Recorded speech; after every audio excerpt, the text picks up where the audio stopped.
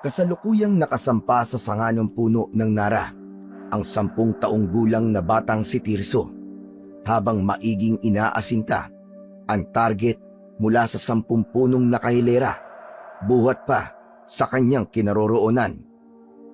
Sobrang layo ng pupuntiryahin niyang ibon.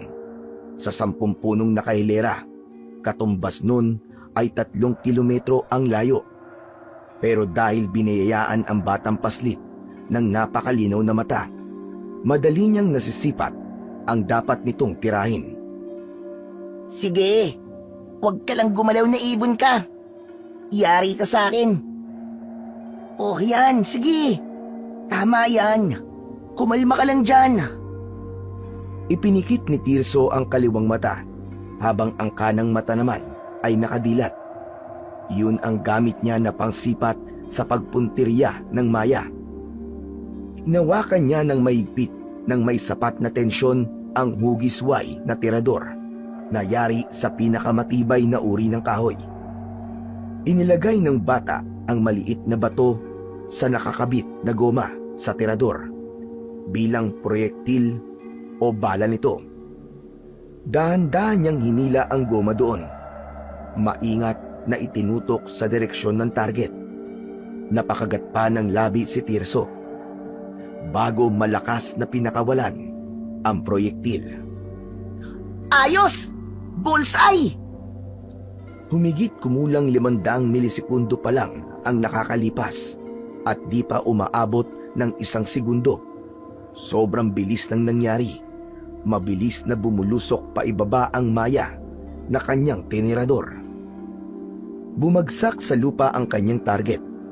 Tuwang-tuwa si Tirso na bumaba ng puno ng nara at tinungo kung saan niya napaslang ang ibon.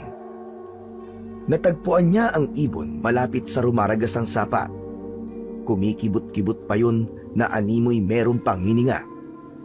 Dinampot ni Tirso ang nangingisay na maya. Inisip niya kung anong maaaring gawin sa kaawa-awang nilalang na yon.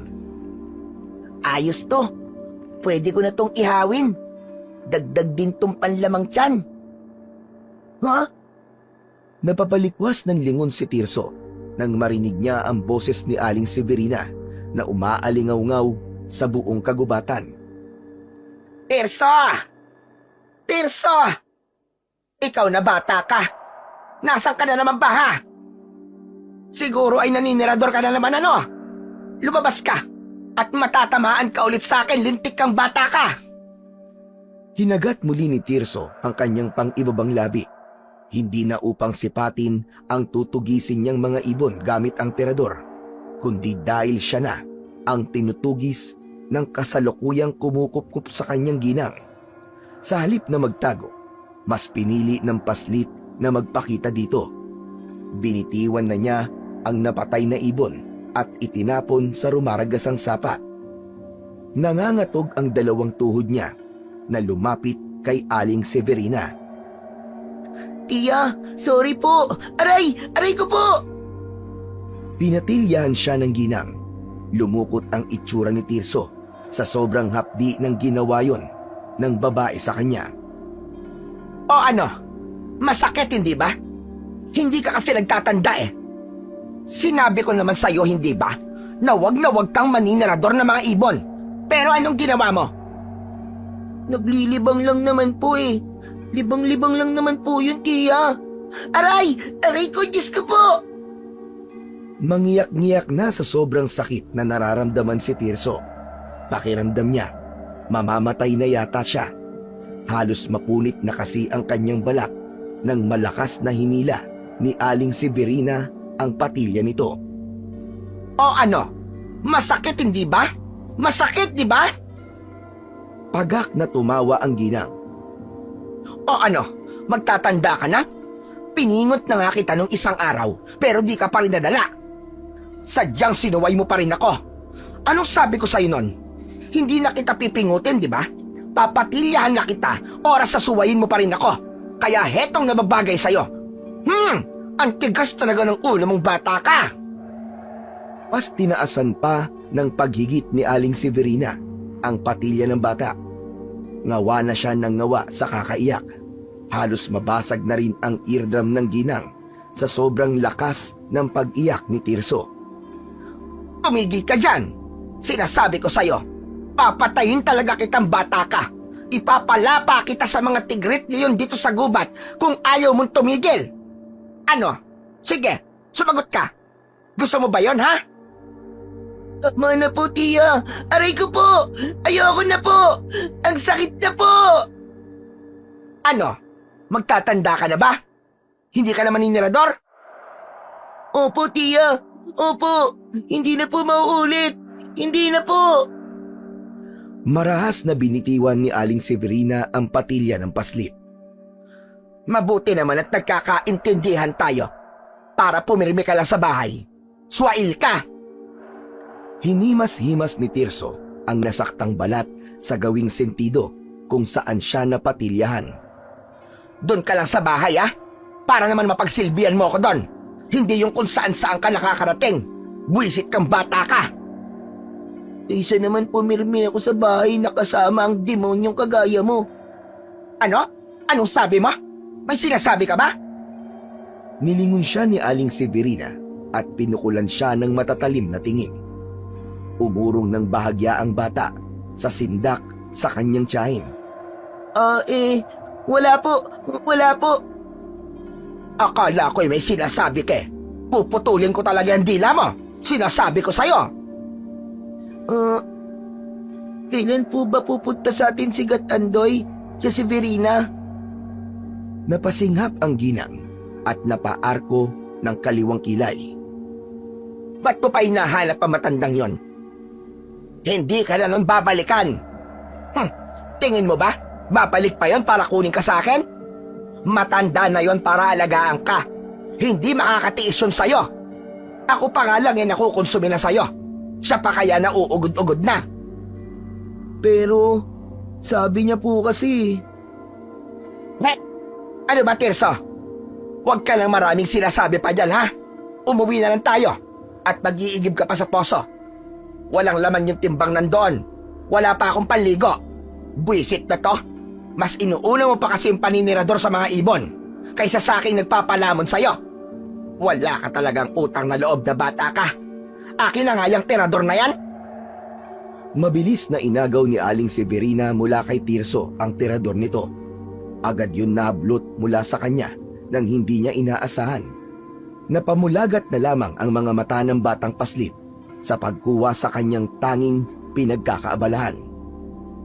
Tiya, wag po! Akin na po yan! Itinaas ng ginang ang kamay upang hindi maabot ng bata ang pilit na kinukuha nitong tirador. Tiya, wag naman po. Nangangako naman po ako sa inyong di na po ako uulit eh. Hindi na po ako maninirador. Parang awa niyo na po. Ibalik niyo po sa akin yung tirador ko. Pagsusumamo ni Tirso na pinangingiliran na ng mga luha sa kanyang mga mata. Hindi ako nakakatiyak sa iyong bata ka. Kilalang kilala kita eh. Makulit ka. Hanggat hindi mo sinusunod ang mga ipinag-uutos ko sa'yo, hindi ko ibabalik sa'yo ang delikadong bagay na ito. Tama na yan. Huwag mo nang tangkain kuhain pa sa akin tong tirador mo. Kung ayaw mo, susunugin ko to. Sumunod ka na lang sa akin para hindi ka na matamaan pa. Sa huli, napagod si Tirso sa pangungulit at pagmamakaawa kay Aling Severina na ibalik sa kanya ang tirador nito. Bumuntot na lamang siya sa ginang hanggang sa makauwi sa kanilang tirahan. Masamang-masama naman ang loob ng bata na tila ba tinanggalan siya ng karapatang makahawak ng ganung uri ng armas. Kapag talaga nakatsyempo akong makuha sa yung tirador ko, ikaw ang titiradorin kong demonyita ka. Nagngingit-ngit ang kalooban ng bata. Titiyakin ko talaga. Aasintayin kita sa ulo. Dagdag pa ng paslip na hindi pa rin natatanggal ang panlilisik ng mga mata nito sa ginang. Nandito na tayo. Ipag-igib mo na ako, kating-katin ang buong katawan ko. Kanina pa ako naiinitan. Ay Diyos ko! Ang lagkit na ng katawan ko, 2 timba ang bitbitin mo, Hindi yung pa isa-isa. Babatukan talaga kita dyan. Tiya, pwede bang kumain muna ako? Gutom na po kasi ako eh. Lumitaw ang ugat sa noo ni Aling Severina dahil sa galit. Aba, jasking bata ito. Ang lakas mo kagad makapagreklamo ah. Unang utos pa lang yan ha. Eh kasi naman po tiya, inutom niyo ako eh. Di pa po ako kumakain simula po kaninang umaga. Paano po ako magkakaroon ng lakas niyan na sundin ang pinag-uutos niyo? Kaya nga po ako narinirador ng mga ibon para ihawin ko o kainin ko na lang ng buhay eh. Para magkalaman po ang sikmura ko. Kitang-kita ang lungkot sa mga mata ni Tirso habang sinasabi niya yon sa kanyang tiyahin. Aba bakit? Pinapakain naman kita ha. Ano po? Pinapakain? Talaga po ba, tiya? Gutom nga po ako eh. Nanlilisik ang mga matang pinukulan ni Aling Severina ng mata, si Tirso. Tumayo ito mula sa pagkakaupo sa tumba-tumba. Sinugod niya ang batang nakahawak sa kumakalam na sikmura at hinablot ang bubot na braso ni Tirso. Napapiksi ang bata. Ikaw Tirso ha? Ang dami mong daktak. Pakakainin lang kita kapag sinunod mo ang ipinag-uutos ko sa'yo. At huwag mo kong maiyak-iyakan dyan ha? Hindi mo ako makukuha sa pag-iyak-iyak mo. Ipag-igib mo na ako. Bilisan mo na! Marahas na binitiwan ng ginang ang braso niya. Napasalampak siya sa malamig na sahig habang dumadaloy ang mga nagkalat na luha sa kanyang muka. At sige, tumayo ka dyan. Sinasabi ko sa'yong lintik ka. Sasapukin kitang lampa ka. Ang bagal-bagal mo kumilos. Bakit niyo po ako hindi na lang ibalik sa tunay kong mga magulang? Hindi po ba sabi niyo, ampun lang po ako? O kahit sa kuya ko. Ikaw na din po nagsabi sa akin noon na may pamilya ako pero bakit hindi niyo na lang po ako ibalik sa kanila? Kaysa naman po na ganito, inaabuso niyo po ako. Maarte ka ha? Isang malakas na sampal ang ipinalasap ni Aling Severina kay Tirso, dahilan upang humalik na siya sa malamig na sahig. Oo nga, tama ka. Nandidilat ang mga mata ng ginang. Ilang beses ko nang naikwento sa'yo na may pamilya ka. At ilang beses ko nang ipinamukha sa'yo na ampun lang kita. Pero ilang beses ko rin dapat sabihin sa'yo na patay na ang mga magulang mo. Patay na rin ang kuya mo. Kaya wag na wag mo na silang hahanapin. Maliwanag ba? Kahit kailan, hindi mo na sila makikita pang muli. Yan ang tatandaan mo. Tigilan mo na ang kakangawa mo dahil kung hindi, baka isama na kita sa kanila sa libingan. Gusto mo ba yun, ha? Nasapo ni Tirso ang nasaktang pisngi. Namuo ang pamumula sa pisngi ng paslit dahil maliban sa magaspang ang palad ng ginang, makapal din ang kalyo nito. Gusto ko lang naman pong makasama sina nanay at tatay at kuya ko eh. Ibalik niyo na lang po ako sa kanila. Parang awa niyo na po. Ah, ganun ba? O sige, ngayon pa lang, huhukayin ko na ang magiging libingan mong bata ka para wala na ang sakit sa ulo ko. Isa kang malaking konsumisyon. Hinablot muli ni Aling Severina ang braso ni Tirso upang itayo siya. Walang habas na pinagpapapalo ng ginang sa puwet ang bata. Oh, hayan! Hetong nababagay sa'yo! Napakatigas talaga ng ulo mong bata ka! Ang kulit-kulit mo, ha? Eto, sige! Aray! Aray ko po, tama na po! Tama na po! Kung ayaw mo sundin ang ipinag-uutos ko sa'yo, mabuti pa, mamatay ka na lang! Patayin niyo na lang po ako! Gusto ko na po sumama kina nanay at tatay at kuya! Ayoko na po sa inyo! Ayoko na po sa inyo! Kung yan ang gusto mo, di sige, halika dito! Hinaladkad siya ni Aling Severina patungo sa kusina. May kinuha itong sako sa may bodega at walang atubiling isinilid doon ang bata. Bagay na bagay ka dyan! Teka po, ano pong gagawin niyo sa akin? Eh ano pa nga ba? Di ba ang sabi mo, gusto mo na sumama sa mga magulang at kuya mo? Hayan! Pagbibigyan kita! Tia! Tia, wag po! Wag po! Parang 100 naglililikot si Tirso na nasa loob ng sako. Pilit siyang lumabas doon dahil nahihirapan rin siya sa paghinga. Pakawalan niyo po ako! Pakawalan niyo po ako! O ngayon, gusto mong bawiin ang sinabi mo? Ayos ka rin ano? Gusto ko pa po mabuhay! Bata pa po ako! Sira ulo! Kapag mas pinili kitang buhayin, ako pa ang mapapatay mo dahil sa konsumisyon ko sa'yo. Mas mainam ng patahimikin kita para wala na akong sakit sa ulo. Parang awa niyo na po, Tia! Maawa ka naman po sa akin! Kahit kay Gatandoy niyo na lang po ako ibalik! Napahalakhak ng malakas si Aling Severina. Tingin mo ba, tatanggapin ka pa niya sa akin, ha? Paulit-ulit na lang, Tirso. Matanda na yon. Kaya ka nga niya ipinaubaya sa akin, di ba? Dahil hindi ka niya kayang alagaan. Isa pa, nagsinungaling sa'yo yon. Pinaniwala ka niyang nanay mo ko. Tapos ano, gusto mong ibalik kita sa matandang yon? Dapat nga, sa kanya ka magalit at mamuhi. Dahil sinungaling ang matandang yon. Pinabayaan ka na niya. Hindi po totoo yun. Ipinagkatiwala niya po ako sa inyo. Dahil akala po ni Lolo Andoy, mabait kang tao. Akala niya maaalagaan mo ko. Pero doon siya nagkamali. At ako rin, doon din ako nagkamali. Dahil akala ko, ituturing niyo akong anak. Ngunit hindi pala. Pantig ang magkabila ang tenga ni Aling Severina.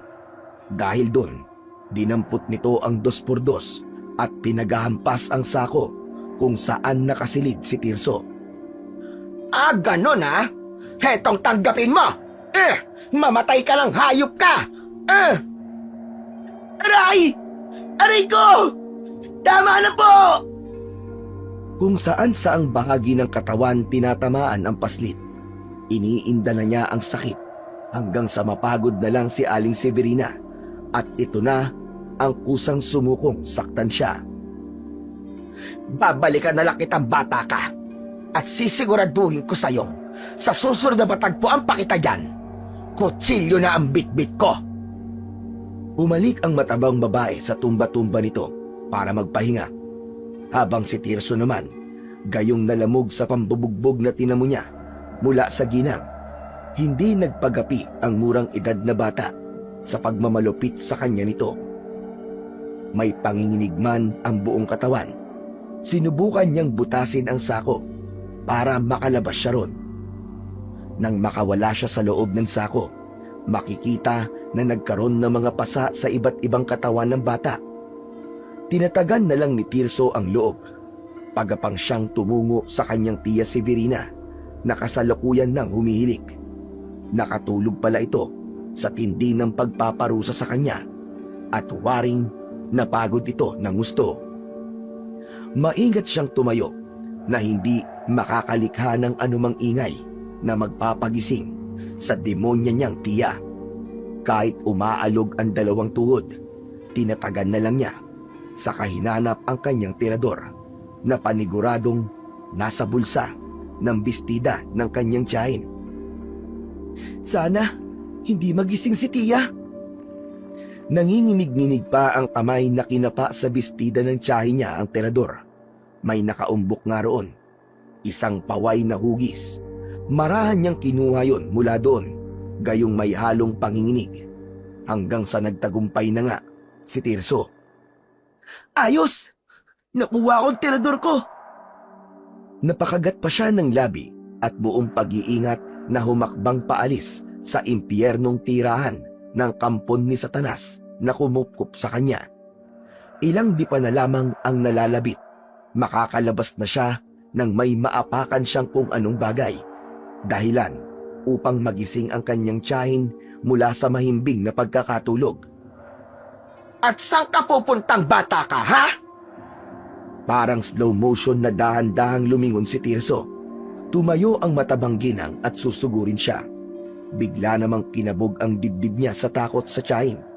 Kaya't kahit nangihina, nagawa pa rin niyang pumulas ng takbo palabas sa bahay na yon upang takasan ang mapang-abusong tiyahin. Bumalik ka ditong bata ka! Papatayin kita! Sa bigat ng ginang, hindi nagawa pang mahabol ni Aling Severina ang bugbog saradong batang paslit. Madali itong hiningal. Takang-taka ito kung bakit pa nagawang makatakbo ni Tirso kung saan damakmak ang tinamo niyang pinsala habang nasa loob siya ng sako. At malalakas ang bawat paghampas nito ng 2x2 na pinatatamaan ang bata kung saan-saang parte ng katawan. Abay himala, buhay pa pala ang batang yon at nagawa pa akong takasan. May sapusa yata yun ah. Tila sinuwerte siya sa akin ngayon. Pero tingnan lang natin kung makakabalik pa yun dito. Kung hindi ba't pagtsatsap-tsapin ko ang katawan ng batang yon. Tamang-tama, may kilala akong leader ng sindikato. Mapapakinabangan ko din ang mga lamang loob ng batang yon. Mapagkakakitaan ko pa. Wala rin namang ibang mauuwian yun dito kundi itong bahay na lang ito sa gitna ng kagubatan. Tignan na lang natin kung hindi pa siya lapain ng mga mababangis na hayop dito sa kagubatan. Tignan natin kung matiis niyang hindi umuwi. Umaas ang sulok ng labi ni Aling Severina sa naisip. Pumasok na lamang ang ginang sa loob ng bahay. Samantala, si Tirso ay nagtago sa likod ng katawan ng puno ng nara, malapit sa bahay ng malupit na umampon sa kanya. Angan niya ang tirador na ginawa niya noong 8 taong gulang pa lamang siya nang sinimulan siyang gutumin ng walang nyanyang tiyahin. Hindi na ako babalik sa'yo, tiya. Kahit anong mangyari. Magpapalapa na lamang ako sa mga mababangis na hayop. Kesa naman paulit-ulit mo kung ginuguto mo sinasaktan. Kayang-kaya ko ng sarili ko. Masamang binatuhan niya ng tingin ang bahay na yon kung saan kinupkup siya ng alagad ni Satanas na kanyang tiyahin. Napayukom ang kanyang kamao. Mahigpit na hinawakan ang katawan ng tirador habang napapakagat ng labi sa galit niya sa taong umabuso sa kanya.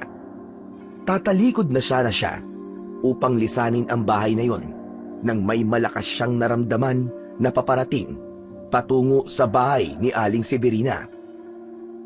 Dala ng kuryosidad, lumapit si Tirso sa isang puno ng nara. Inakyat niya yon hanggang sa makarating sa tuktok. Tinanaw niya kung sino ang taong paparating. Namataan niya ang isang matandang lalaking may hawak ng pamatpat na yari sa kahoy bilang tungkod nito. Ilang sandali pa, naging pamilyar sa bata ang matandang yon kung sino ito. Hindi siya nagkakamali. Ito ang matandang ibinilin siya noong 5 taong gulang pa lamang siya at sobrang liit pa lamang kay Aling Severina. Si Gatandoy! Mabilis siyang bumaba sa puno upang daluhan si Gatandoy. Nang sa gayon, isumbong niya lahat ng pang-aabuso na ginawa sa kanya ni Aling Severina. Subalit napaurong siya at malalim na napaisip. Baka ganun din ang gawin sa kanya ng tiyahin. At tama ito na hindi nga talaga mabuting tao ang matandang yon. Biglang nanumbalik sa kanyang isip ang sinabi sa kanya ni Aling Severina na sinungaling ito at talagang pinabayaan siya. Dahil din sa trauma na inabot niya sa ginang, hindi niya rin maalis sa isip na baka nananakit din ito gaya ng matandang ginang. Napayuko si Tirso at may mahinang sambit sa sarili. Marahil, hindi na lang ako hihingi ng tulong kay Lolo Andoy. Baka, mas masahol pa siya kay Tia Severina. Kaya ko na ang sarili ko. Muli ulit tatalikod ang birador na bata at tangkang aalis, ngunit may bahagi sa kanyang puso na gustong manatili sa teritoryo ni Aling Severina. Gusto niyang malaman kung bakit pumunta ron si Gatandoy at ano ang sadya nito sa ginang. Tama, hindi mo na ako aalis dito.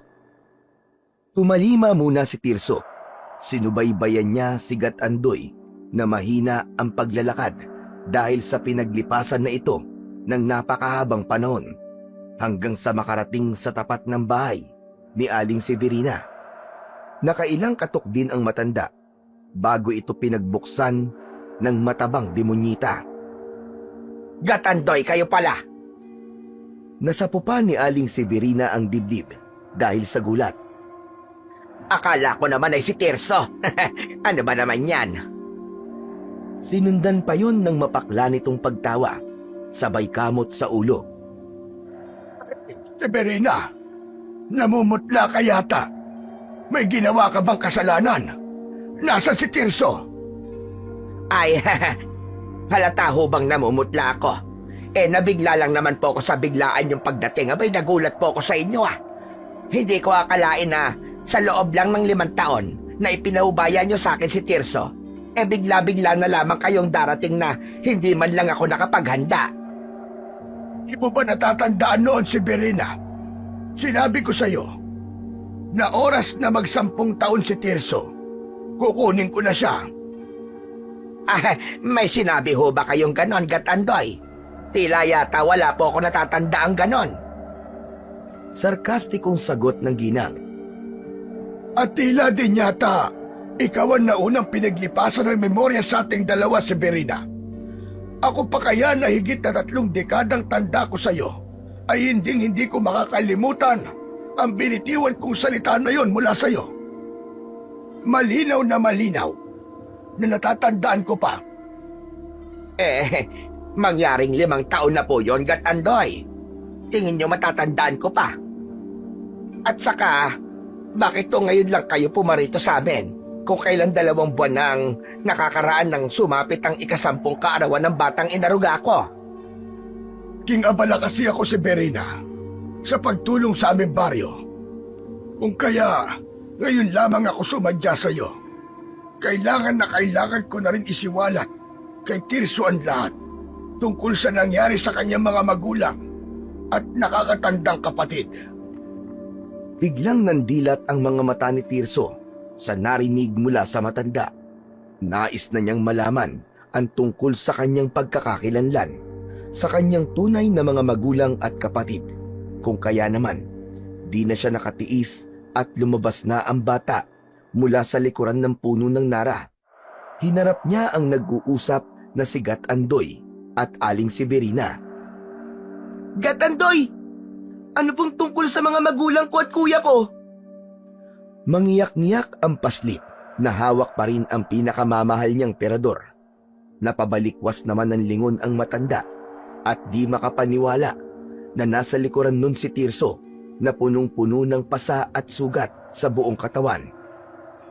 Nangyari sa'yo, Tirso? Bakit ka nagkaganyan? Napalingon ulit ang matandang lalaki at sa puntong yun, nagdilim na ang aura ng pagmumukha nito na binalingan si Aling Severina. Severina! Anong ginawa mo kay Tirso? Para bang nagyelo ang buong katawan ng ginang sa matatalim na matang ipinukol ng matanda sa kanya. Wala akong ginagawa sa batang yan, ba? Kasalanan niya ni Tirso. Napakakulit ng batang yan. Kung saan-saan ba naman napapadpad, kaya hayan ang napapala.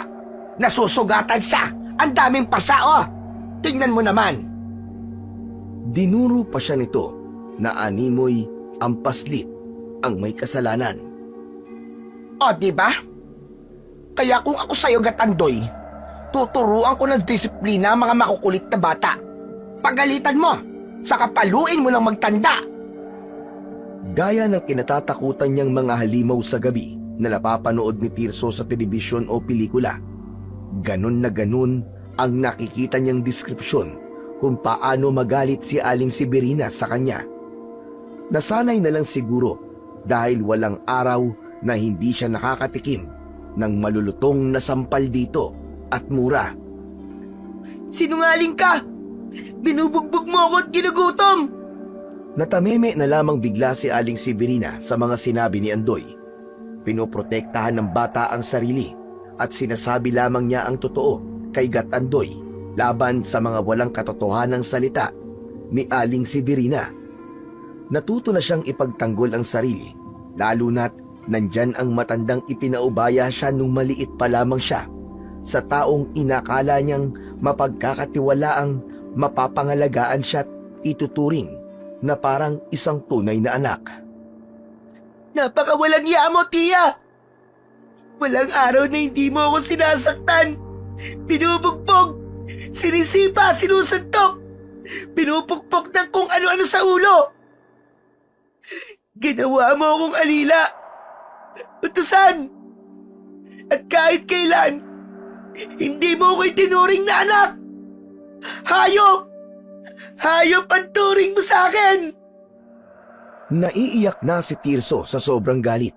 Ni Katiting, hindi man lang nakitaan ng pagkahabag si Aling Severina. Sa halip, mas nilinis pa niya ang kanyang pangalan at sinubukang manipulahin ulit si Gatandoy. Oh, kita nyo na? Sumasagot-sagot pang magaling na batang yan. Yan ba ang tamang asal ng isang mabuting bata, Gatandoy? Sige nga, sabihin nyo nga sa akin. Abay, tignan nyo, napakabastos. Hindi na ako ginalang at babaligtarin pa ako. Kilala mo ko, Gatandoy. Sabik na sabik ako magkaroon ng anak, hindi ba? Kaya ko nga lang naman siya napapalo, dahil swail siya. Matigas ang ulo, hindi marunong sumunod. Tumigil ka na, Severina! Tumigil ka na! Para bang umurong ang matabil na dila ng demonyita nang patahimikin ito ni Gatandoy. Aba, bakit? Bakit, Gatandoy? Tigilan mo na ang pagkukubli sa sarili mong kasalanan. Binabaligtad mo pa ang bata! Bakit? Mas naniniwala ba kayo sa batang yan? Porkit hindi nagsisinungaling ang bata, ganun ba? Mas paniniwalaan mo siya? Matagal tayong nagkasama, Gatandoy. Kaya naman, ako ang paniwalaan mo. Kitang-kita na ang ebidensya, Severina, na isa kang napakawalang kwentang magulang para kay Tirso. Tignan mo siya, ang sama ng loob niya sa'yo, at ginugutom mo ang bata. Pero sandali lang, Gatandoy. Hindi mo siya dinidisiplina. Inaabuso mo siya. Maling-mali na ipinagkatiwala ko siya sa'yo. Nagtanim pa naman ako ng mga anting-anting sa paligid ng bahay mo para lang mapangalagaan ang batang ito at hindi kayo lapitan ng mga panganib. Pero anong ginawa mo? Anong ginawa mo? Aba, Gatandoy, hindi ako nagkulang sa batang yan ng paalala na wag lalabas at maninirador sa bahay na ito. Pero siya na mismo ang sumuway sa akin. Kaya paano ko siya pangangalagaan at pumirmi dito sa bahay? Walang kwenta ang mga plinanta mong anting-anting dito sa paligid ng aking pamamahay. Hindi mo pinangalagaan si Tirso, Severina. Sinasaktan mo siya. Yun ang gusto kong sabihin sa'yo. Matigas ang kataga ng matandang lalaki na ibinato ang salitang yon kay Aling Severina. Tama lang pala ang pagdating ko dito. Dahil kukunin ko na talaga sa'yo si Tirso. Sa puntong yon, lumitaw na ang totoong kulay ni Aling Severina. Aba, kung gano'n naman pala umalis ka ng matanda ka. Isama mo na yung bibwit na yan na sakit sa ulo ko. Tsupe! Lumayas na kayo rito! Hindi ko kayo kailangan! Matapang na pagtataboy nito sa dalawa. Bago pa man makasagot si Gatandoy sa bastos na ginang, pinagsaraduan na sila nito ng malakas ng pinto. Nagnitngit sa galit ang matandang lalaki. Abat! Bastos talaga ang hinayupak na ito!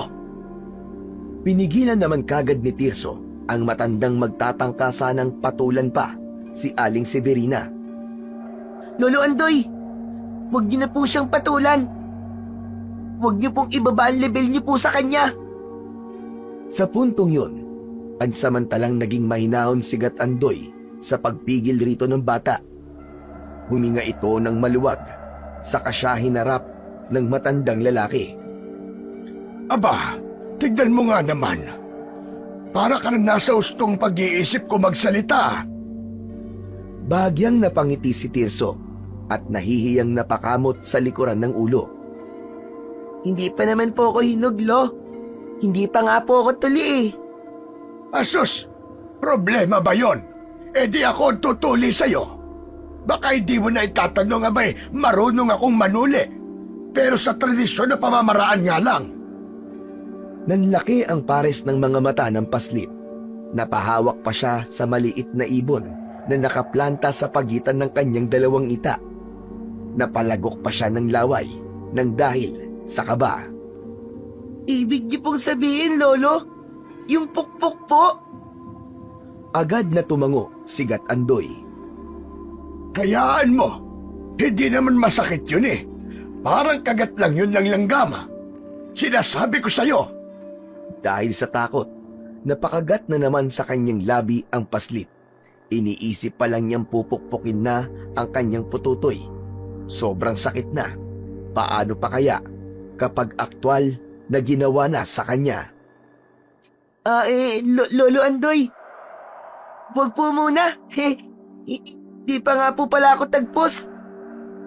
May namuong pawis sa sentido ni Tirso. Ganun ba? Abay sayang naman pala. Magiging ganap ka na sanang binata niyan. Kapag nagkataon, mas magiging malakas ka ng talunin ang mga pumaslang sa mga magulang mo. Biglang hinatak ang karuwagan sa sistema ng paslit nang marinig ang tungkol sa kanyang mga magulang. Kilala niyo po ang pumaslang sa mga magulang ko, Lolo Andoy? Mula sa kaba ay napalitan yun ng galit. Naghari sa puso niya ang apoy na alamin ang tungkol sa nakaraan ng kanyang mga yumaong magulang. Tinanguan ulit siya ni Gat-Andoy. Batid ko, bata.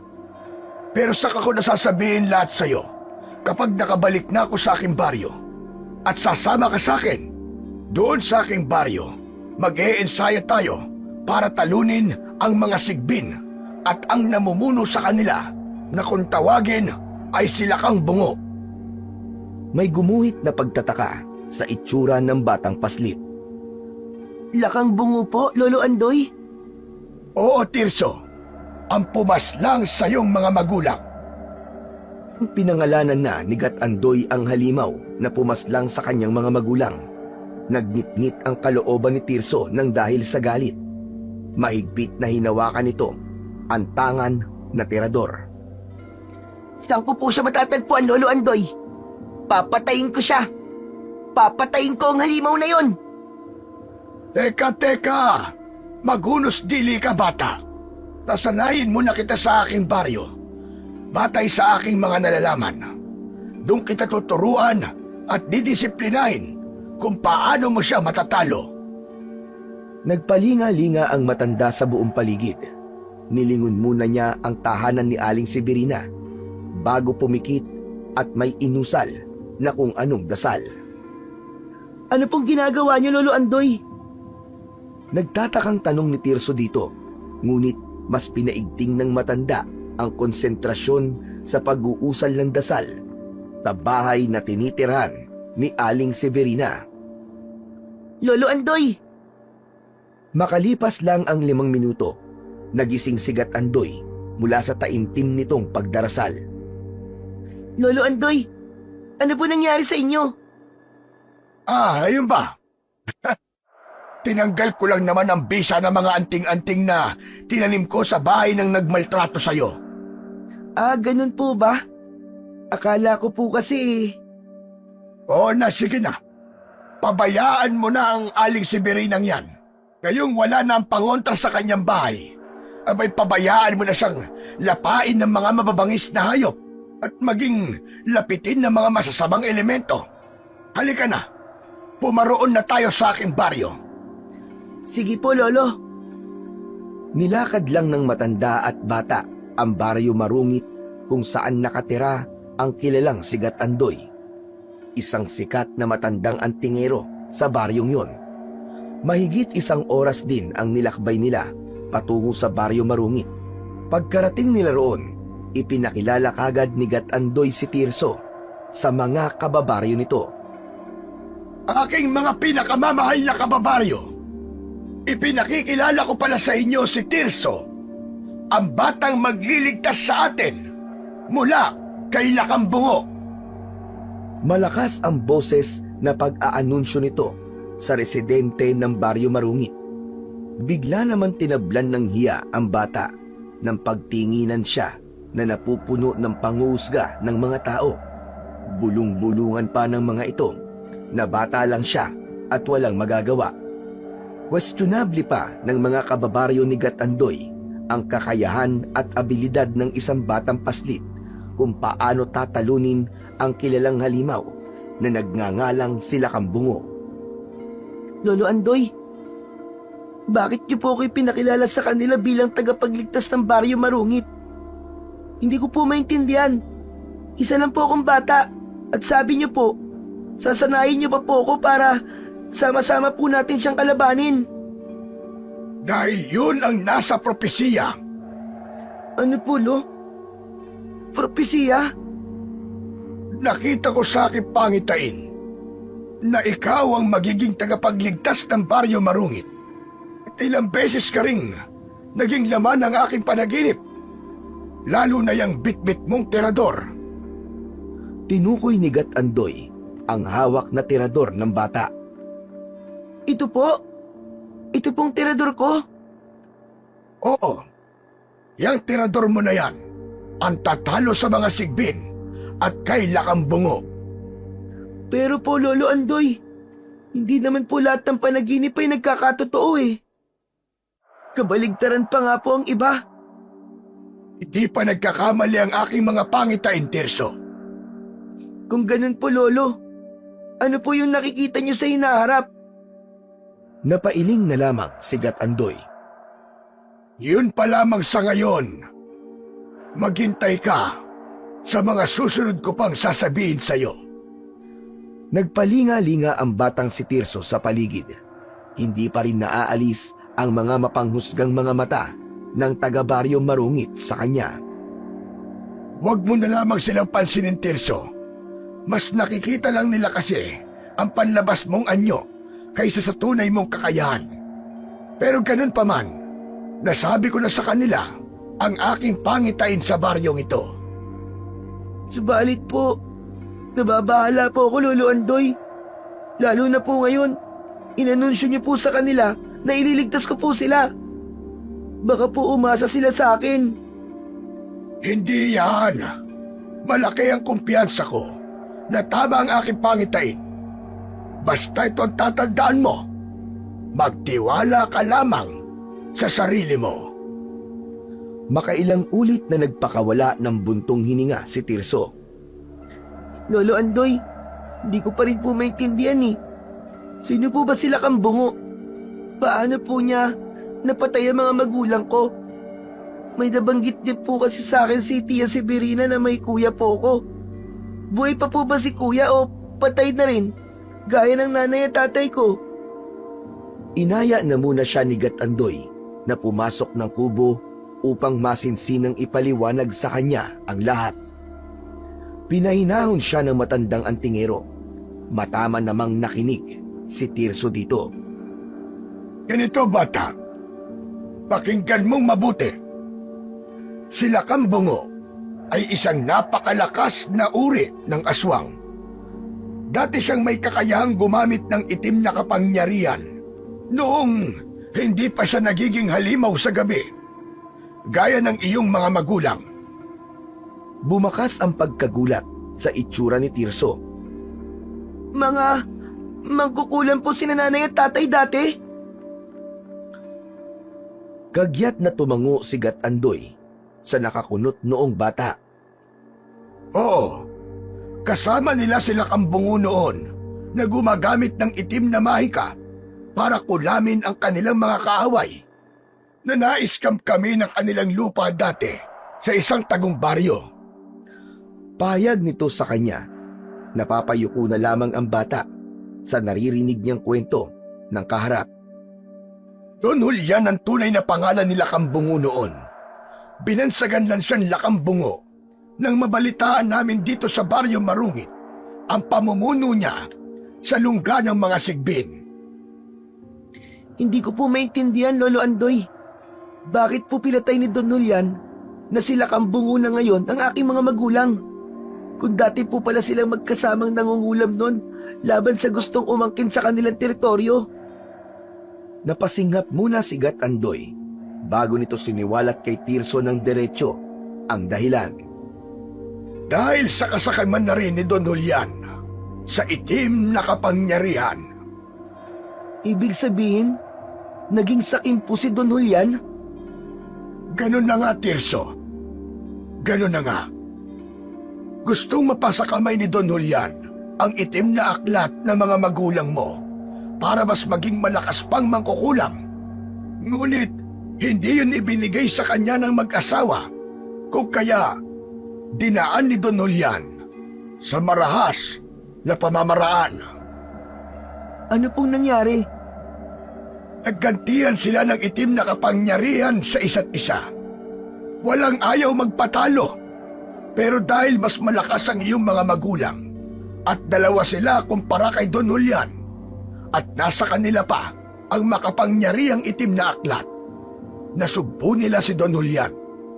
Ginamitan din nila ito ng kakaibang sumpa nang sa gayon hindi na ito makagamit pa ng nalalaman ito sa pagiging isang mangkukulam. Pero, paano nga po napaslang ni Don Julian ang mga magulang ko, Lolo Andoy? Naaatat na may halong galit na si Tirso na malaman kung paano namatay ang kanyang ina't ama sa kamay ni Don Julian. Dahil sa sumpa na ibinigay ng iyong mga magulang kay Don Julian, ay naging halimaw ito na nagpapalit ng anyo sa pagsapit ng gabi. Ganun po ba? Naibaba ng bata ang tingin sa kanyang narinig. Ang punteriya talagang paslangin ni Don Julian, kundi ang anak nila. Yun ay walang iba kundi ikaw. Ikaw, Tirso. Dahil bagong panganak pa lamang ikaw noon. Itinuon ni Don Julian ng gabing yon ang kanyang balak na patayin ka nung sanggol ka pa lamang. Natunugan ng mga magulang mo ang masamang plano ni Don Julian dahil na rin sa tulong ko. Kayo po? Tama ka. Matalik kong kaibigan ng ama mong si Tarsing. Kilala ko siya nung kabataan niya bilang isang mahusay na mangangaso. Isang mahusay na mamamana ng mga hayop. Hindi naman makapaniwala si Tirso sa deskripsyon ng kwento ni Gat Andoy sa kanyang ama. Talaga po? Mangangaso po si tatay? Manghang tanong ng bata. Oo, tama ka. At nagmana ka sa kanya, Tirso. Di ba ikaw naman magaling kang manirador? Opo. Pero, paano po napunta si Tatay Tarsing sa pangungulam? Ang ina mong si Tere ang may alam talaga sa itim na kapangyarihan ng dalagita pa ito. Naimpluwensyahan lamang ang ama mo ng iyong ina. Pero sandali lang, mabalik tayo kung paano napaslang ang iyong mga magulang ni Don Julian. Bumalik ulit sa pagiging seryoso ang itsura ni Tirso at mataman na nakinig kay Gat Andoy. Ako ang nagpaalam kina Tere at Tarsing ng magiging kapalaran nila sa kamay ni Don Julian dahil nakakakita ko ng pangitain sa hinaharap. Nakita ko na mamamatay sila. Pero bakit po sila namatay, Lolo? Kung ipinaalam mo naman pala na magiging ganun po ang kapalaran nila sa lakambungo na yun. Dahil tinanggap na nila. Ano po? Gulat ang ekspresyong hindi makapaniwala ang bata. Sa halip na baliin nila ang magiging kamatayan nila kay Don Julian, tinanggap na nila kesa ikaw ang maging kapalit. Hindi pwede to, Lolo Andoy. Bakit po?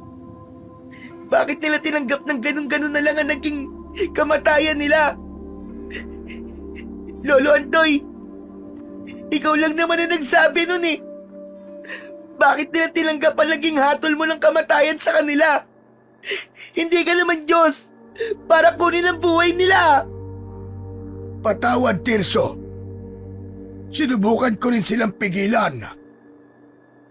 May iba pang paraan para pare-pareho kaming makaligtas nun sa kamay nila Kambungo. Pero bakit nila tinanggap ang kamatayan nila? Bakit, Lolo Andoy? Bakit? Hindi na maawat ang bata sa kakaiyak. Panay lamang ang paghagulgol nito.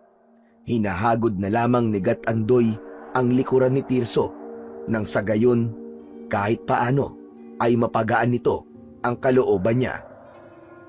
Lolo Andoy, ang sakit-sakit na po talaga ng dibdib ko. Para na po sa sabog. Wala na tayong magagawa, Tirso, kundi tanggapin ang nangyari sa mga magulang mo. Oo, may ibang paraan para makaligtas kayong tatlo. Pero kung mangyari yon, baka ang kuya mo naman ang mamatay sa araw na yon mismo. Mula sa nakasubsob na muka, sa magkadikit niyang tuhod, napaangat ang ulo ni Tirso. Bakit po, Lolo Andoy? Ano pong meron sa kuya ko? Dahil ayon naman sa hawak kong anting-anting, nung panahong yon, makakatakas kayo kay Lakambungo. Ngunit hindi si Joaquin, nabihag niya noon. Kaya wala rin ako nagawa, kundi hayaan na lamang ang tatay at nanay niyo. Pinalis ng bata ang nagkalat na luha sa kanyang mga mata, saka lumapit kay Gat Andoy upang alamin naman ang tungkol sa kanyang kuya Joaquin. Buhay po. Buhay po si Kuya, Lolo Andoy. Oo, Tirso, tama ka. Buhay nga ang kuya mo. Kung ganun po, paano niyo po nalaman na buhay siya ngayon? Hindi pa po natin alam kung nasan siya. Dahil gaya mo, Tirso, may anting-anting din siya mula sa akin. May dinukot sa bulsa ng suot nitong salawal ang matandang antingero. Nanlaki ang kanyang mga mata nang ibinida sa kanya ni Gat Andoy ang nagliliwanag na hugis at sulok na anting-anting. Pareho ko sa inyong isinuot ito na kuya Joaquin mo. Nung araw bago sumalakay at lapain nila Kambungo ang mga magulang nyo sa mismong tahanan nyo. Kitang-kita mo naman, nagliliwanag pa. Ibig sabihin lang nito, buhay pa si Joaquin, ang iyong kapatid. Pahayag pa ng matandang antingero. Kung nabiyag nga po nun si Kuya Joaquin at meron po siyang anting-anting nyo na gaya po ng sakin, paano po tayo makasigurong nakaligtas po si Kuya sa kamay nila Kambungo? Di po ba? Biyag po siya ni Tonulyan? Ano pong kakayahan ng anting-anting ni Kuya Joaquin na bigay mo po sa kanya at nang sakin? Nasaan po ang anting-anting ko? Napataas ang sulok ng labi ni Gat Andoy sa tanong ng batang paslit. Hindi mo malalaman kung nasaan ang anting-anting mo. Ha? Bakit po? Meron po bang ganun? Oo, at ako lang ang tanging antingerong nakakagawa nun. Hindi po kita maintindihan, Lolo Andoy eh. Espesyal ang anting-anting na ipinagkaloob ko sa inyo na hindi nyo basta-basta makikitang magkapatid. Ibig po bang sabihin nun, invisible po ang anting-anting? Isang tagabulag na anting-anting ang meron kayong magkapatid. Umakas muli ang pagtataka sa itsura ni Tirso. Paano po namin makikita ang anting-anting po namin kung invisible nga? Saka, ano-ano pong kakayahan ng meron po nun sa amin ni Kuya? Tagabulag mong anting-anting ay may kakayahang makakita ng malayuan mula sa dilim. May dinukot muli si Gat Andoy sa kanyang supot na nakakabit sa kanyang tagiliran. Itong hugis at sulok na anting-anting, kung makikita mo, napakaliit ng mata nito, pero kayang-kaya nitong makakita mula sa malayo. Pinatakan ko ito ng dugo mula sa kwago at humingi ng gabay mula sa diwata ng gabi. Kaya napaka-espesyal nito. Kagaya ng anting-anting na ito, ang anting-anting na meron ka ngayon. Ngayon po naiintindihan ko na kung bakit may kakaiba po akong katangian na makita yung inaasinta kong mga ibon sa pagtitirador ko. Oo, tama ka. Ganun na nga. Kaya pahalagahan mo ang kakayahan ng sagabulag na anting-anting na meron ka at gamitin mo sa kabutihan upang labanan ang mga masasama.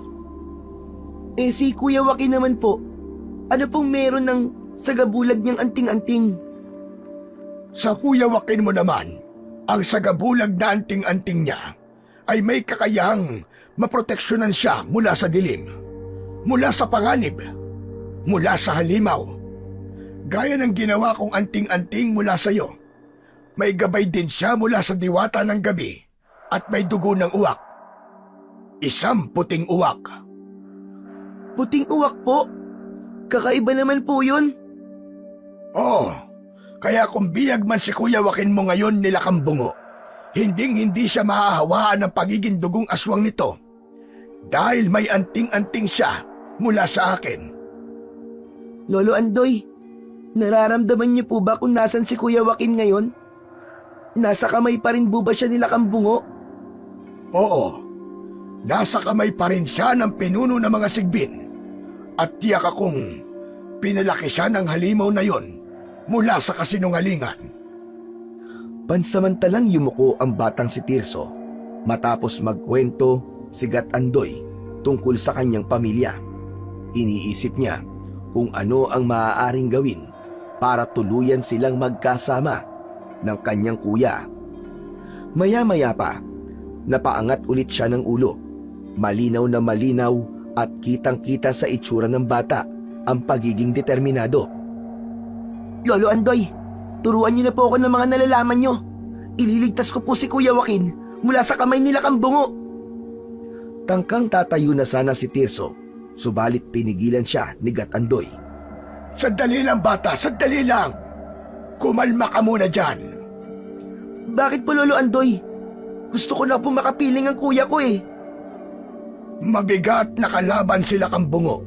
At saka, kahit ako nga na pinakamakapangyarihang antingero dito sa Baryo Marungit, wala ko nagawa.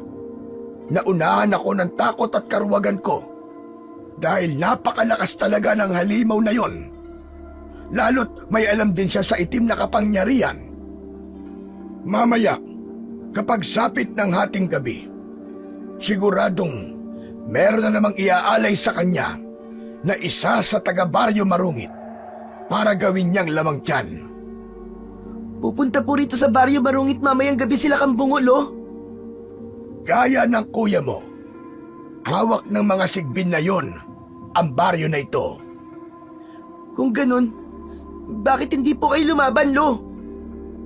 Mahina na ako, Tirso. Di ko na kayang labanan ng mga alagad ng dilim na yon. Kaya, gusto kong ipasa sa kagaya mong maliksi, matalino, at matapang na bata ang mga nalalaman ko para talunin sila. Lalong-lalo na sila Kambungo. Malalim na napaisip din ang paslit sa sinabi ng matandang antingero.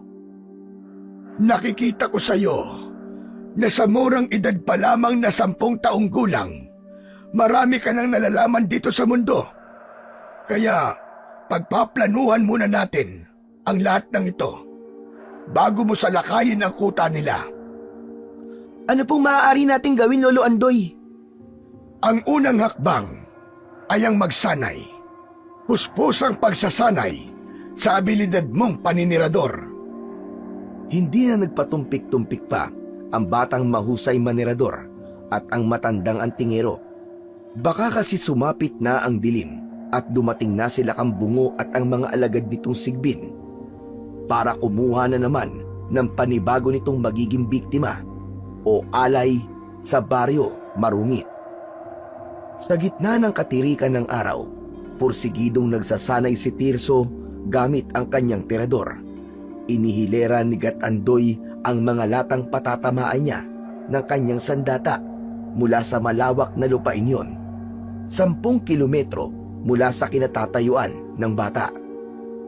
May nakasukbit na supot si Tirso sa kanyang bewang na naglalaman ng mga bato bilang bala o proyektil upang tirahin ang bawat lata mula sa malayo. Handa ka na ba, bata? Pasigaw na tanong ni Gatandoy mula sa 10 kilometrong layo mula sa kanya. Pinantayan din ni Tirso ng sigaw ang tanong ng matandang antingero. Opo, Lolo! Handang-handa na po! Hindi na hinintay ni Tirso na sumagot pabalik ang matanda sa kanya dahil iniisip niya na baka hindi siya marinig nun dahil medyo bingi na ang matanda. Kumuha na lamang siya ng bala mula sa supot at inasinta niya mula sa malayo ang target na lata. Ipinikit niya ang kaliwang mata. Hinigit ang goma na nasa terador. Maigi yung itinutok ng bata sa mismong tatamaan.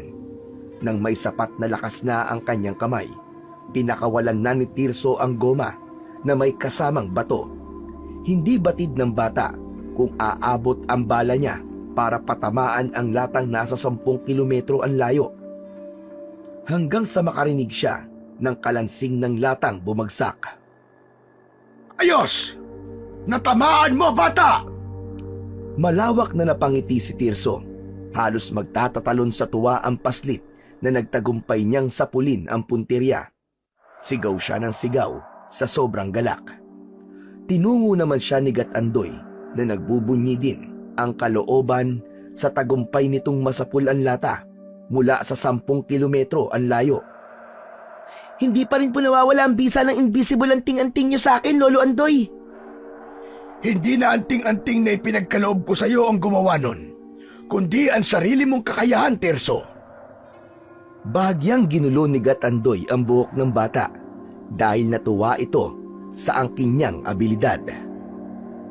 Manang-mana ka talaga sa Tatay Tarsing mo. Naalala ko nung kabataan pa lamang ni Tarsing. Ba't ang husay-husay na talagang mamana't umasinta? Binuhay mo ang alaala ng ama mo, Tirso.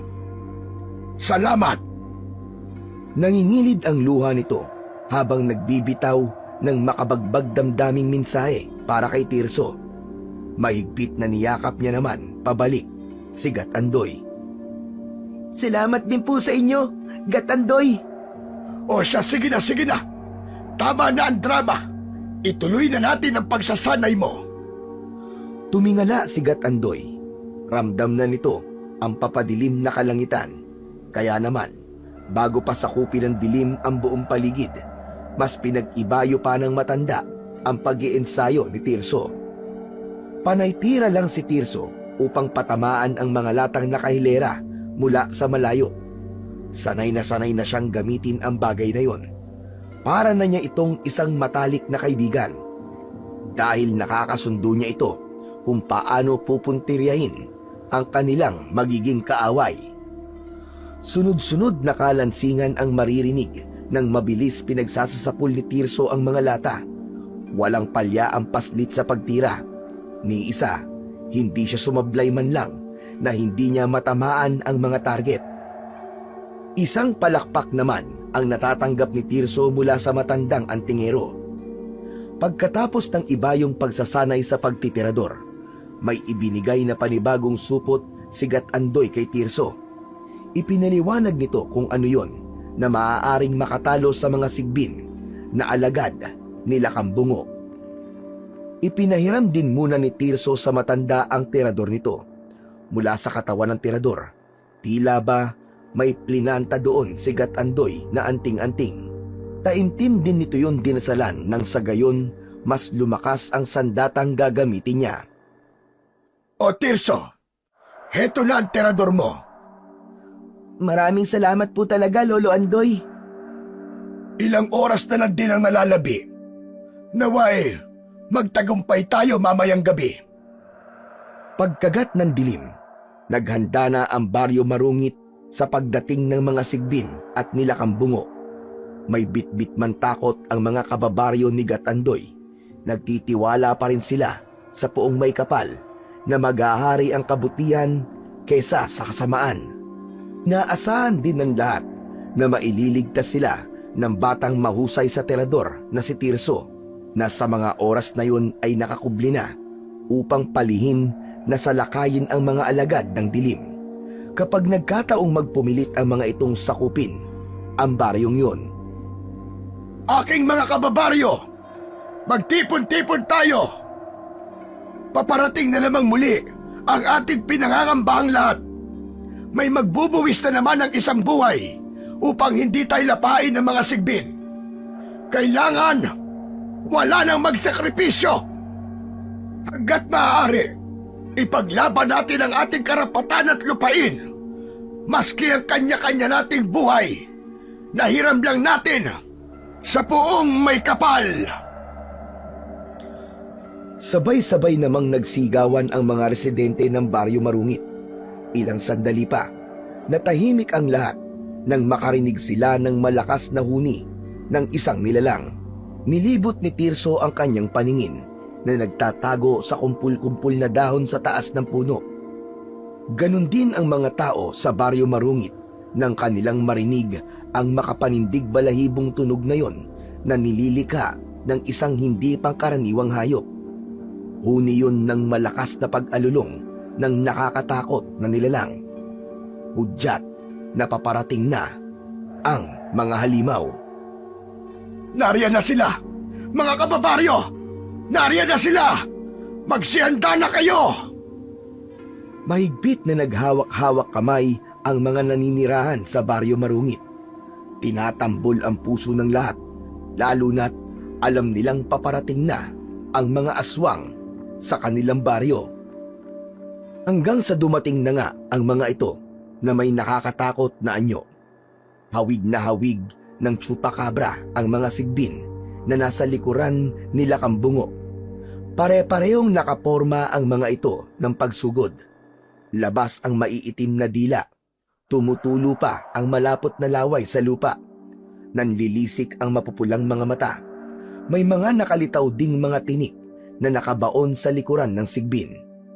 Habang ang buntot ng mga ito ay kumakawag-kawag na may mga tinik din. Nasa unahan naman ang nakakakilabot na itsura nila Kambungo. Di gaya ng mga alagad nitong sigbin na nakapormang aso. Sila Kambungo naman ay parang tao na komportable lamang na nakatayo. Itim ang buong itsura nito, subalit sandamakmak na tinik ang nakabaon sa katawan ng halimaw. Nanlilisik din ang mga mapupulan nitong mga mata. Bumati si Gatandoy kay Lakambungo, gayong umaalog ang dalawang tuhod nito sa takot sa kaharap. Magandang gabi sa iyo, pinuno ng mga sigbin. Kagalang-galang na Lakambungo. Napaawang ng bibig si Lakambungo. Litaw na litaw tuloy ang matatalim nitong mga ngipin, bahagya pang kumislap mula sa liwanag ng buwan. Kasunod noon, ang nakakapangalisag nitong pagngiti. Walang maganda sa gabi, Andoy. Kung ganon, bakit ka nakangiti, Lakan? Dahil makakasipsip na naman ako ulit ng sariwan dugo ng Baryo Marungit. Takam na rin akong makalasa ng laman loob ng isang tao ngayong gabi. Umalulong ang mga sigbin. Mas nakakapangilabot ang gabing yun sa Baryo Marungit dahil doon. Hindi lang maganda ang gabi ko. Dahil plinantahan mo na naman ng mga proteksyon para sa aming mga aswang ang teritoryo nyo. Kita mo, hindi makapasok ang aking mga alagad. At umuusok ako kapag nagtatangka kong humakbang palapit sa teritoryo nyo. Dismayadong pahayag ni Lakambungo. Patawarin mo ako, Lakan. Nakalimutan ko palang kontray ng bisa ng mga ibinaon kong anting-anting para makapasok kayo sa aking teritoryo. Abay, matanda na talaga ako. Hindi ko naalala. Masyado lang akong abala upang pangalagaan ang aking mga nasasakupan. Tumahimik ka, Andoy! Wag na wag mo kong lolokohin. Sinadya mo ito para hindi mo kami papasukin dito at ang mga alagad kong sigbin. Sinasabi ko sa'yo, dadanak ang dugo sa Baryo Marungit kapag hindi mo sinunod ang aking gusto. Nakipagsukatan pa ng mga mata si Gatandoy kay Lakambungo na tila ba may kuryenteng nagtagpo sa masasamang titig ng dalawa. Ang kaninang karuwagan na nararamdaman ng matandang antingero sa makapangyarihang aswang nakaharap, ngayon ay napalitan ng tapang niya upang ipagtanggol ang kanyang mga kababaryo. Hinahamon mo ba ako, Andoy? Bakit kung makatingin ka sa akin parang gusto mo kong kantihin? Sa mga sandaling yon, ibinaba ni Gatandoy ang kanyang tingin. Sinukuan na nito ang pakikipagtitigan sa halimaw ng matagal. Hindi naman, Lakan. Natatakot lang kasi ako sa aking mga kababaryo. Ayoko na may isa na namang masawi nang dahil lang sa katakaman mo sa laman. Kung ganon, hindi mo ako susundin. Yumabong ang mga tinik sa likuran ni Lakambungo. Tila ba tinatakot na siya nito upang hindi na kumontra pa. Napunayon ni Gatandoy kaya kusa na itong pumayag na piliin kung sino ang panibagong alay na papapakin ng pinuno ng mga sigbin. Mabuti na't nagkakaliwanagan tayo, Andoy. Napuno ng takot ang residente ng Baryo Marungit sa malagim na tawang yon ni Lakambungo. Ano pa ang inihintay mo, Andoy? Ipili mo na ako na magiging hapunan ko sa gabing ito. Dahil gutom na ako. Tumalima na si Gatandoy. Hudyat na yon upang kumilos ang batang si Tirso at paunang tiradurin ang sigbin na kanina pa nagpapalinga-linga sa madilim na paligid. Hinahanap yata ng pang-amoy nito ang katawang lupa niya na natatakam sa isang sariwang laman ng isang paslit. Nang makatunog ang sigbin na yon na nakatago siya sa puno ng kamagong, nagnitngit ang mga ngipin nito at nagtangka na sanang aalulong. Palit agad niya itong pinatahimik ng bala niya. Sakto, pagbukas ng bibig ng sigbin, shoot yun sa bunganga hanggang sa lalamunan. Nagtagumpay ang bata. Di kalaunan, biglang nag-apoy ang buong katawan ng sigbin. Nagliyab yun at mabilis na naging abo at sa kanilipad ng hangin. Naalarma ang grupo ni Lakambungo sa mabilis na nangyari sa pagkamatay ng alagad nito. Anong nangyari? Bakit may namatay sa aking kampo? Sinong may kagagawa nito? Bumaling ang pinuno ng mga sigbin kay Gatandoy. Ikaw ba, Andoy? Ikaw ba ang pumaslang sa alaga ko? Malagim ang tinig na galit sa matandang antingero. At paano ko naman magagawa yon? Kasalukuyan ako naghahanap ng alay para sa'yo. Ewan ko. Baka may ginagawa kang orasyon na hindi ko alam. Baka nakakalimutan mo. Kaya ko ring gawin sa'yo ang ginawa mo sa alaga ko. Wala nga akong alam. Aminado naman akong mas malakas ka kaysa sa akin, Lakan. Hindi kita kayang tapatan. Kaya pwede ba? Sinubukan pasukin ni Lakambungo ang teritoryo ni Gatandoy, ngunit hindi magawa-gawa ng halimaw dahil sa proteksyon ng anting-anting ng matanda na naitanim nito bago pa dumating ang nakakatakot na Lakan. Papasukin mo ko, Andoy, kundi papatayin ko kayong lahat. Kontrain mo mga anting-anting mo! Nagsisigawan na ang mga kababaryo ni Gatandoy. Sabay-sabay na rin kasing sinisira ng mga sigbin na alaga ni Lakambungo ang nagsisilbing sa gabulag na kalasag na kapangyarihan ng mga anting-anting ni Gatandoy. Ano? Ayaw mong kontrahin? Pues, mag-uusal ako ng nakamamatay na orasyon. Bibigkas na sana ng itim na mahika ang aswang nang mapaigik ito ng malakas sa sobrang sakit dahil may tumamang kung ano sa likuran niya. Sunod-sunod na nasusunog ang buhay ng mga alaga ng nag-anyong halimaw na si Don Julian hanggang sa kumalat ang abo sa buong paligid. Patuloy naman na napapaaray sa sakit si Lakambungo. Ano yun? Sobrang sakit! Ah! Ang sakit! Aray! Nasusunog ang balat ko! Ah! Paglingon nito, di inaasahan ng halimaw na nauubos na pala ang alagad nitong mga sigbin. Tanging mga usok na lamang na galing sa naaabong mga aswang ang nakikita nito sa paligid. Sinong may kagagawa ng lahat ng ito? Magpakita ka! Harapin mo ko! Sa panggigigil ni Lakambungo, naikuyom nito ang matitinik nitong mga kamay. Bumaon ang mga matatalim at mahahabang kuko nito sa kanyang palad.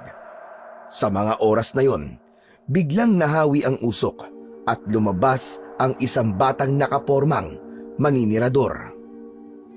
Ikaw! Ikaw ang tumalo sa alagad kong mga sigbin! Tipid na napangisi si Tirso. Ako nga! Bakit? At ako rin ang papaslang sa'yong halimaw ka! Matapang na saad ng batang mahusay manirador. Sa tingin mo ba, matatalo mo ko ng ganun-ganun na lamang? Gamit yung walang kwenta mo sa data! Nagpapatawa ka! Tinirador bigla ni Tirso ang gahiganting paa ni Lakambungo. Bumagsak ito sa lupa at nahirapang tumayo. Hindi ito maaari. Paano ako natatablan yan? Imposible! Hindi ako natatablan ng bala ng baril at kahit na ano. Inirasyonan ko ang sarili ko na maging malakas. Pero bakit? Dahil hindi ordinaryong bala lamang ang ipinukol sa'yo ni Tirso. Napalingon si Lakambungo sa matandang sigat Andoy. Anong kilalaman mo dito, Andoy? Kaano-ano mo ang batang yan? Sarkastikong natawa sigat Andoy. Apo ko lang naman ang pupuksa sa'yo, Julian. At yung bala na tinira niya sa'yo at ang pumaslang sa mga alagad mo ay buto ng prutas na tinatawag na bignay o bitaog. Isang malaanting-anting na buto ng prutas laban sa masasamang espiritu at mga nilalang ng dilim na kagaya nyo! Napansin ni Lakambungo ang nakabaong dilaw na buto ng prutas sa hita nito. Sinubukan nito yung dukutin, ngunit nabigo ito. Mas lalo lamang kasing humihiyaw sa sobrang sakit ang halimaw. Naririnig naman ng pinuno ng mga sigbin ang unti-unting paglapit ng bata sa kanya. Napaangat ang ulo ni Don Julian mula sa anyong halimaw.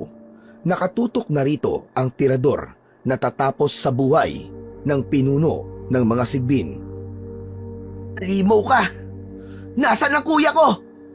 Saan mo siya dinala? Sabihin mo! Napahagik-gik na lamang si Lakambungo. Sinong kuya mo? May kapatid ka? Oo! At alam kong tinatago mo siya! Nasaan si Kuya Joaquin? Inilapit pa ni Tirso ang tirador nito sa mukha ng halimaw na si Lakambungo. Nasaan siya? Sabihin mo! Hinding-hindi ko sasabihin sa'yo kung nasan siya. Mamatay man ako sa katawang halimaw na ito. Wala akong sasabihin sa'yo. Dahil isa ka lang kapiranggot na nilalang na madali kong tatalunin.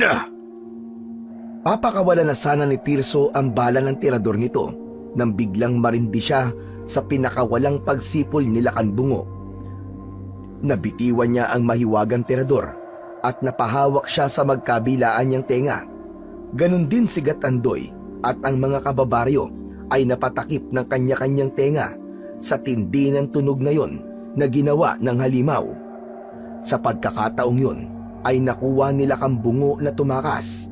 Matapos mabura sa pandinig nila ang ingay, dinampot kagad ni Tirso ang kanyang tirador. Tuluyan na ring nawala sa paningin nila si Don Julian. Nawala! Wala na si Lakambungo! Wisit! Dismayadong dismayado ang paslit na nakatakas sa kanya ang pumaslang sa kanyang mga magulang. Nandun na eh! Nasa harapan ko na siya! Pakakawalan ko lang ang bala ko. Kaso, Hinayaan ko pang makatakas! Buisit! Buisit talaga! Tirso! Tirso, iho, tama na yan! Huwag kang magalit sa sarili mo. May pagkakataon pa para makasagupa mo ulit siya. Magtiwala lang tayo. Mahigpit na niyakap siya ni Gatandoy upang huminahon. Huwag kang mag-alala. Magsasanay na lang ulit tayo para mapalakas ang blo. Biglang sumuka ng masaganang dugo si Gatandoy sa di malamang dahilan. Natalsikan siya sa muka. Gulantang ang bata pero natauhan din siya nang may halimaw na isa ring sigbin ang sumaksak sa matandang antingero. Kasabay nun, ang biglaan din itong pagbagsak sa lupa at nawalan na kagad ng hininga. Lolo Andoy! Lolo Andoy! Hindi! Atakas na sana ang lumilipad na sigbin na pumaslang sa kanyang Lolo Andoy nang alerto niyang pinatamaan ito sa likuran na tumama sa likod ng puso nito. Tumagos ron ang espesyal na bala ng kanyang tirador. Bumulusok pa ibaba ang lumilipad na sigbin. Ikalaunan, nagbago kagad yun ng anyo mula sa pagiging halimaw hanggang sa pagiging tao. Namukaan niya kagad kung sino ito. Yun ay walang iba kundi si Aling Severina. Ito pala ang tinawag nila Kambungo nang sumipol ito. Ang kanang kamay na pinuno ng mga sigbin. Ilang sandali pa, tuluyan na ring hinipan ng hangin ang katawan ng aswang niyang tiyahin. Mas pinagtuunan naman ni Tirso ng atensyon si Gatandoy. Nagluluksa na siya nang makumpirmang hindi na nga nagising pa ang kilalang matandang antingero sa Baryo Marungit. Humingi siya ng tulong sa mga kababaryo ng matanda. Subalit maski ang mga ito ay walang nagawa kundi ang tumangis. Hindi! Lolo Andoy! Huwag mo akong iwan, Lolo! Lolo Andoy! Ilang linggo lamang ang lumipas ay inilibing din niya ang kilalang antingero sa baryong yon. Ipinangako ng batang si Tirso sa Baryo Marungit na tutugisin niya sila Kambungo para isakatuparan na wala ng banta pa sa kani-kanilang buhay. Ipinapangako ko sa inyo na babalik ako rito sa Baryo Marungit na bitbit ko ang magandang balita para sa ating lahat. Gamit ang mga natutunan ni Tirso tungkol sa Lolo Andoy niya, natukoy na niya kung saan naglulungga sila Kambungo, sa may kuweba sa Bundok Ibog. Nararamdaman na rin kasi ng bata ang sagabulag niyang anting-anting na tinuturo kung nasaan ang kanyang Kuya Joaquin. Kulang-kulang 5 oras ang nilakad ng paslit na mahusay sa terador bago siya nakarating sa bundok ng Ibog. Laking pasasalamat na rin niya sa Panginoon dahil nakaligtas siya mula sa mababangis na hayop at wala siyang nakaengkwentrong mga masasamang elemento. Sa wakas, nandito na rin ako. Natuntun ko rin kung saan naglulungga ang halimaw na yon. Nilibot ni Tirso ang bundok na yon hanggang sa matagpuan na nga niya ang malaking kuweba. Pasado 7:00 na ng gabi nun nang napansin niya mula sa dilim na may nagbabantay mula sa bunganga ng kuweba na sigbin. Ayop, may mga natitira pa pala sa kanila. Pinagana ng bata ang abilidad niya na makakita mula sa dilim. Sinipat niya ang nasa loob ng kuweba. Laking gulat niya na nandoon ang halimaw na sila Kambungo at para bang may kasama itong binata na nasa kanyang palagay ay ang kanyang Kuya Joaquin. May ibinubulong ang halimaw dito na kung ano. Mula sa matalas niyang mga mata, kitang-kita niya para bang nai-hipnotismo na ang binata at tila makokontrol na nito ang kanyang nakakatandang kapatid. Hindi to pwede. Kailangan ko ng umaksyon. Bigla niyang naalala ang sinabi sa kanyang payo ng yumaong si Gatandoy na huwag magpadalos-dalos kung may gagawin man itong hakbang. Nag-isip muna siya kung paano mawala sa landas niya ang mga nagbabantay na sigbin sa bungad ng kuweba. Pinaandar niya ang isip niya. Nilibot muli ni Tirso ang paligid. May napansin siyang parang batong nakaangkla sa taas ng kuweba. Sinipat ng bata yon ng tirador, saka inisinta gamit ang buto ng bignay. May inusal siyang dasal, dahilan upang magliwanag ang tirador niya kung saan. May inilagay na anting-anting doon ang yumaong sigat Andoy. Nang pakawalan ni Tirso ang bala sa tirador, mabilis na tumama yon sa malaking bato sa may ibabaw ng kuweba. Yun! Ayos! Bullseye! Malakas siyang napasigaw nang biglang ang buto ng prutas na yun ay naging bomba at agad na sumabog. Nabulabog ang mga sigbin sa kuweba sa biglaang pagyanig ng lupa. Nagsilabasan din sa kanya-kanyang lungga ang mga aswang na may pagkakahawig sa chupacabra.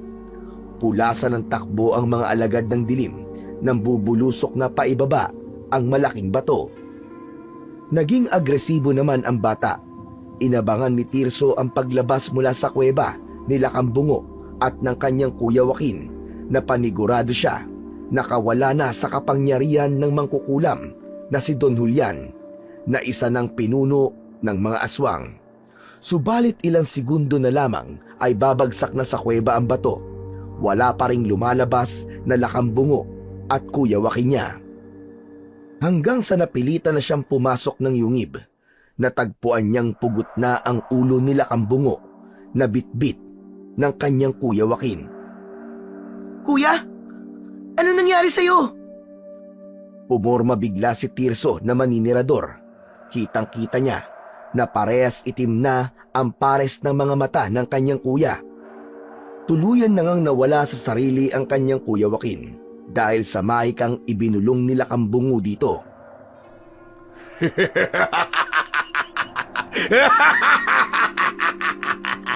Ako lang ang pinakamalakas na nilalang dito sa mundo!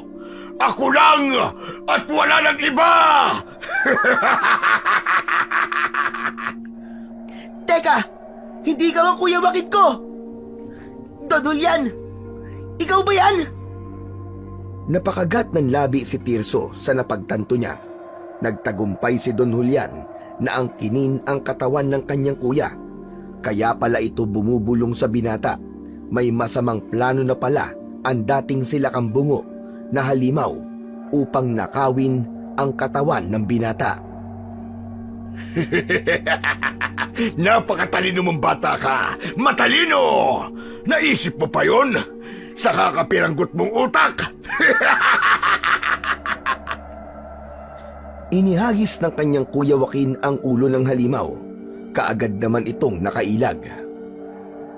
Bakit mo ninakaw ang katawan ng kuya ko? Halimaw ka!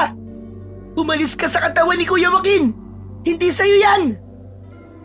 Ngayong nasa akin na, saka pa ako aalis! Hunghang! Saka pinugutan ko na ng ulo ang dati kong pagmamay-aring katawan.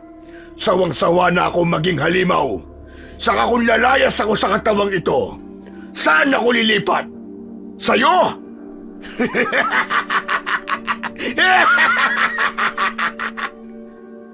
Mas lumakas ang paghalakhak ni Lakambungo na ngayon ay nasa katawan na ni Joaquin. Samantala, hindi pa rin ibinababa ni Tirso ang tirador na nakatutok kay Lakambungo.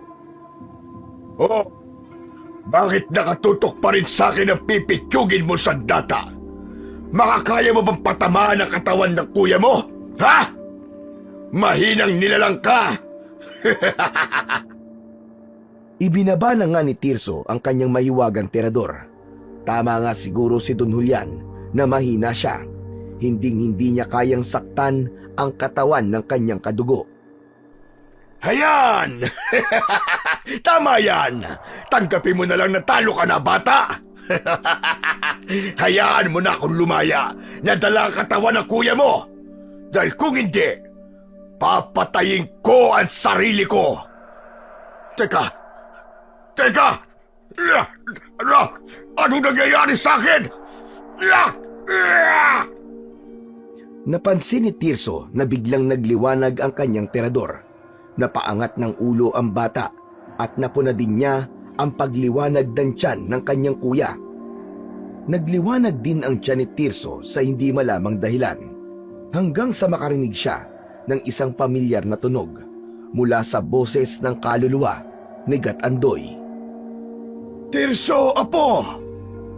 Bago ko man lang lisanin ang mundong ito, uutusan ko mga anting-anting nyo ni Joaquin upang gamitin sa kahuli-huli ang pagkakataon ang kanilang kapangyarihan.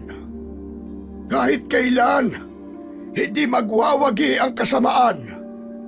Mas mananaig pa rin ang kabutihan ng inyong mga pusong magkapatid.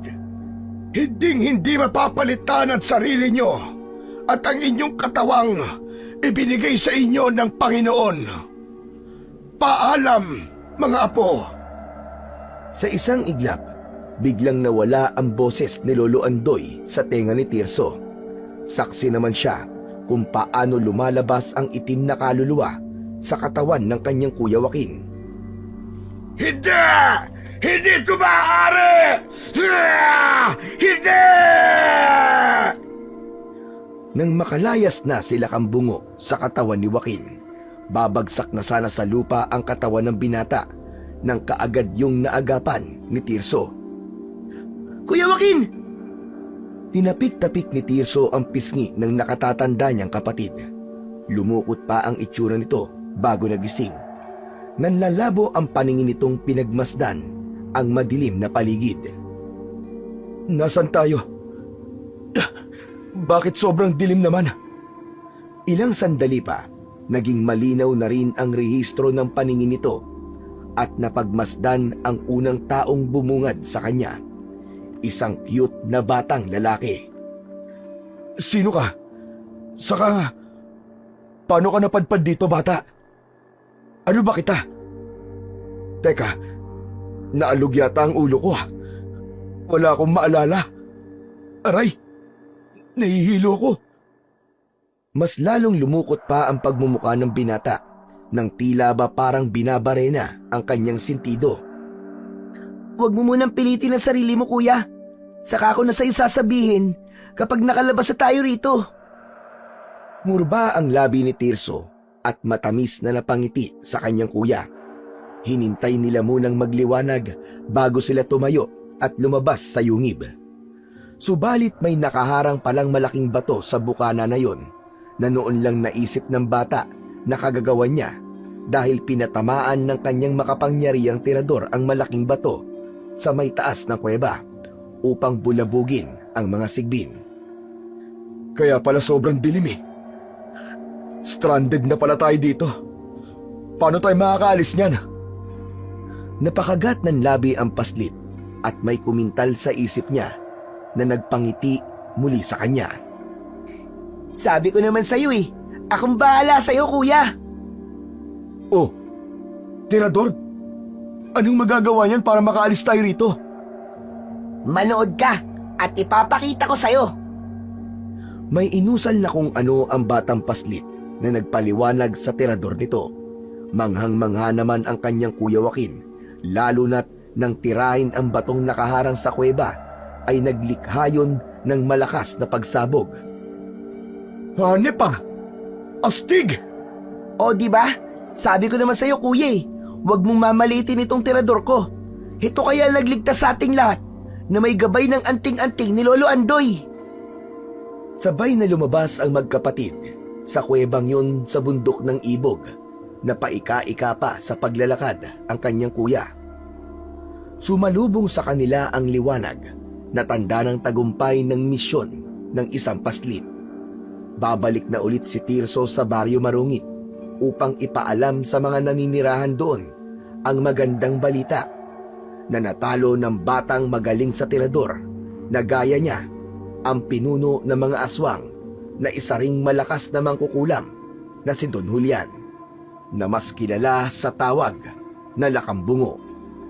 Sa wakas, nagawa na niyang mapagigantian at makuha ang hustisya sa pumaslang sa kanyang mga magulang.